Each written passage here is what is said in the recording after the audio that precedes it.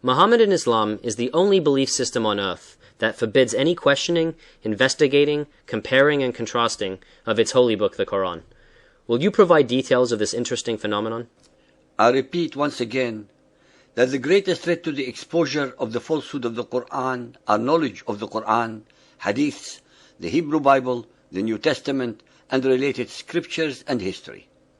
As we have repeatedly shown, and will continue to do so, in our series, that it is by divine justice that the very hadiths that explain the Quran to the followers of Muhammad are the ones which completely and utterly destroy its alleged divine origin, as we shall prove yet again in this chapter. We have a report from Umar ibn al-Khattab that he said, "The Messenger of Allah stoned, Abu Bakr stoned, and I have stoned. I am not prepared to add to the book of Allah, the Quran, otherwise I would write it into the Mus'haf, for I fear that there will come some people who, not finding it, will not accept it." That is, not finding the stoning verse in the Quran. Umar summoned a group of the Muhajirs and the Ansar and inscribed their testimony on the margin of the Mus'haf. The testimony of Umar that the Messenger of Allah stoned adulterers. Muhammad bin Abu Bakr, Shamsul Imam Sarakhshi reports, Umar said from the pulpit, and part of what was revealed in the Quran read, "The Shaykh and the Shaykha, when they fornicate, stone them outright." Some will repudiate this, and that men would say, Umar has added to the book of Allah. I will write it on the margin of the Mus'haf.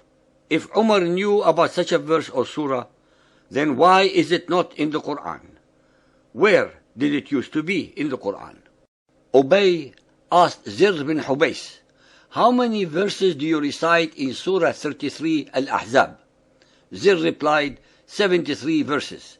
Ubay asked if that was all.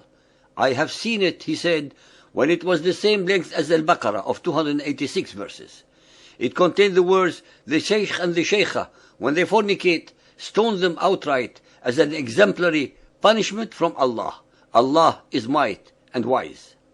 Ubay said, "It used to equal the length of Surah Al-Baqarah, and we used to recite it in Ahzab 33, the stoning verse." Ladies and gentlemen, this surah must have been similar in length to that of Al-Baqarah of 286, but ended being one of 73 only. How could anyone, in his or her right mind, accept such degradations in the Quran and still contend that it is divine, that its prototype is in heaven, and that it has not been altered since it was revealed to Muhammad? Is the prototype also truncated, perverted, and tampered with? What answers can the followers of Muhammad conjure up to explain away these catastrophic facts? Al-Ahzab 33 was identified as the surah originally containing the stoning verse, and in addition to Ubay and Abu Musa. Aisha reports that Ahzab used to be recited in the lifetime of the Prophet as having 200 verses, but when Uthman wrote out the Mus'hafs, all they could find was its present length. Aisha explains how the wording came to be omitted from the Mus'haf. The stoning verse and another verse were revealed and recorded on a sheet, Sahifa, which was placed for safekeeping under her bedding. When the Prophet fell ill, and the household were preoccupied with nursing him, a domestic animal got in from the yard and gobbled up the sheet.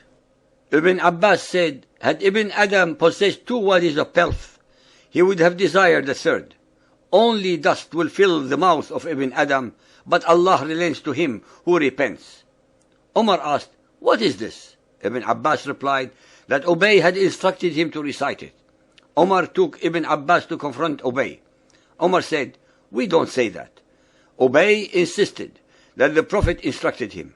Umar asked him, "Shall I write it into the Mus'haf in that case?" This too is not written in the Quran. Burayd claims to have heard the Prophet recite Ibn Adam at prayer. The ayah was in Surah Yusuf, number 12. Ubay said, "Yes, this was before the copying of the Uthman Mus'hafs, on the basis of which the practice now rests." Zuhri reports, "We have heard that many Quran passages were revealed, but those who had memorized them fell in the battle of Yamama fighting. Those passages had not been written down, and following the deaths of those who knew them were no longer known. Nor had Abu Bakr nor Umar, nor Uthman as yet collected the text of the Quran. Those lost passages were not to be found with anyone after the deaths of those who had memorized them. This was one of the considerations which impelled the Muhammadans to pursue the Quran during the life of Abu Bakr, committing it to sheaths for fear that there should perish in further theaters of war men who bore much of the Quran, which they would take to the grave with them on their fall, and which, with their passing, would not be found with any other. There is no doubt that this verse was removed from the Quran because it alleged that those who died met with Allah, which is contrary to the Muhammadan doctrine that no human can meet face to face with Allah. The extreme Shia, the Rafidis, allege that the impious rulers of Muhammadan Islam had expunged from the Mus'haf some 500 verses, including those which most unambiguously marked out Ali as the appointed successor to the Prophet. The rebels against Uthman, justifying their revolt, enumerated amongst their grievances their resentment at his having expunged the Mus'hafs.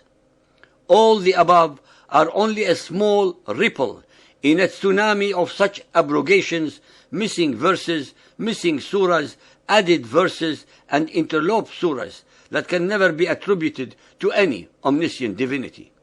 Contrary to all the allegations and dogma of the followers of Muhammad, the Quran that we have today is not the same that was allegedly revealed to Muhammad, but has been repeatedly and deliberately tampered with to fulfill sectarian agendas. What is extremely relevant to point out is that the ahadith and traditions were written by Muhammad's contemporaries and companions in Arabic, and are the ones that are making these assertions, and not some outsiders or enemies to the faith of Muhammadan Islam. As I mentioned before, that it is indubitably by divine justice that the hadiths single-handedly, without the need for outside help or interference, destroy the alleged divine origin and veracity of the Quran.